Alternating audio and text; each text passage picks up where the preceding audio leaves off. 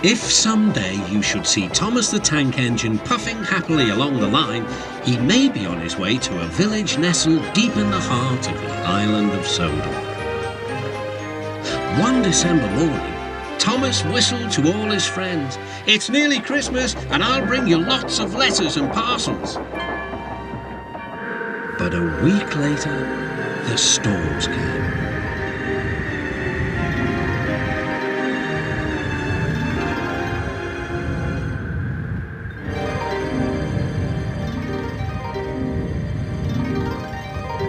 The island was covered with thick snow. The engines found work difficult. Some had to help clear snow from the track, and workmen hacked away at the frozen banks of ice. Thomas and Percy were collecting important post for Christmas. "Driver said there's lots of post for the village," said Thomas. "I'll need an extra truck for it all." Percy was feeling left out. "It's not fair. You're not leaving any post for me."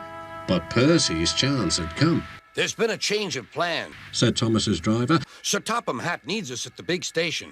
Percy, you are to take Thomas's train to the village." Percy was delighted, but Thomas was sad. "I won't be able to say Happy Christmas to all my friends." "Don't worry," said Percy kindly.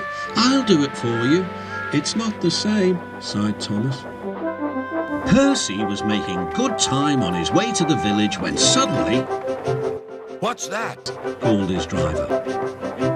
There ahead was a fogman by the line. He was holding a red light. "The village is cut off by the snow," he shouted. "We need snowplows, workmen, and a helicopter. Leave your cars in the sidings and go back quickly."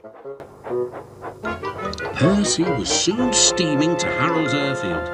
"Beep, beep," whistled Percy. "Wake up, lazy wings. The mountain villagers need your help. They're stranded." "Whiz-ow," replied Harold. "I like an emergency to keep me warm." And he buzzed away. "Now," sighed Percy, "what's next?" Suddenly, there was Thomas with Terence the tractor and a works train. "Come on, Percy," whistled Thomas. "Follow me." The two engines battled their way through the snow. At last, they reached the village. Harold was already there, busily dropping food to people and animals. Terence quickly got to work. "Lovely stuff," he said as he pushed the snow aside. "Well done, Percy. Well done, Thomas," cheered the villagers. "You're the best Santa Claus this village has ever had." "What's a Santa Claus?" asked Percy. "Santa Claus is someone who drops presents down chimneys at Christmas time." Percy looked at his funnel. "I wonder if..." "No," laughed Thomas. "Chimneys, Percy, not funnels. Which reminds me, your post train is still back in the siding, isn't it?" Percy hurried back to fetch it. Just then, Toby arrived with Henrietta.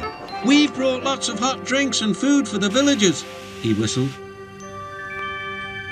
That night, all the engines had gone back to their sheds except Toby. The villagers had made a plan to thank the engines.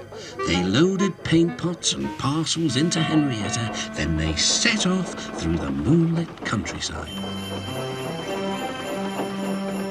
All the engines were fast asleep in the sheds as Toby ran silently into the yards.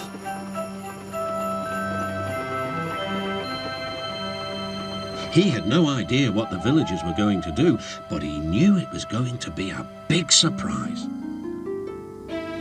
When the engines woke the next morning, they could not believe their eyes. The sheds had been repainted and decorated.